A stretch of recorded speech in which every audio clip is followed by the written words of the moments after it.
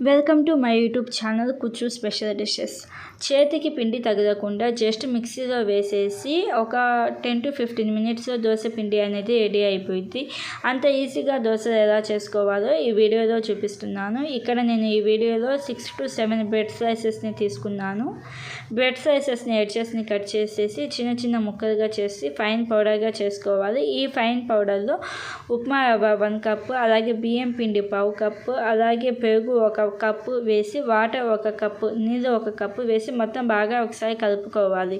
మొత్తం ఒకసారి బాగా కలుపుకోవడం వలన ఈ నీళ్ళు అనేవి మనకి మిక్సీ జార్ కిందకి దాకా పోయి దోశలు అనేవి మంచిగా వస్తాయి.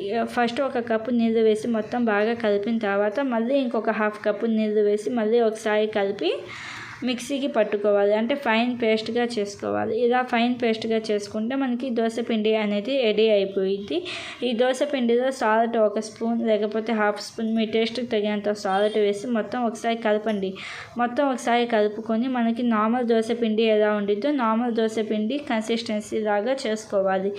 ఈ నార్మల్ దోశ పిండి కన్సిస్టెన్సీ వచ్చిన తర్వాత baking soda 1/2 spoon baking soda వేసేసి, అలాగే పంచదార 1/2 స్పూన్ వేసేసి ఒక 10 మినిట్స్ పాటు పక్కన పెట్టేయండి. 10 మినిట్స్ తర్వాత మీకు దోశలు అనేవి కొంచెం క్రిస్పీగా రావాలి అంటే దోశ పెనం అనేది హీట్ అవ్వకముందే వేయండి. దోశ పెనం హీట్ అవ్వకముందే వేసేస్తే మనకి క్రిస్పీ దోశలు వస్తాయి. అలా కాకుండా సాఫ్ట్ దోశలు రావాలి అంటే దోశ పెనం అనేది కొంచెం మీడియం ఫ్లేమ్లో ఉన్నప్పుడు, అంటే మీడియం హీట్లో ఉన్నప్పుడు మనం పిండి వేస్తే మనకి దోశలు అనేవి కొంచెం మెత్తగా స్పాంజీ లాగా వస్తాయి. ఇలాగే మీకు ఏ దోశలు కావాలంటే ఆ దోశలు ఈ టిప్తో చేసుకోవచ్చు. పంచదార ఎందుకు అంటే కలర్ కోసం పంచదార యాడ్ చేస్తాము. ఇలాంటి మరిన్ని ఈజీ రెసిపీస్ కోసం నా ఛానల్ని సబ్స్క్రైబ్ చేసుకోండి. Thank you.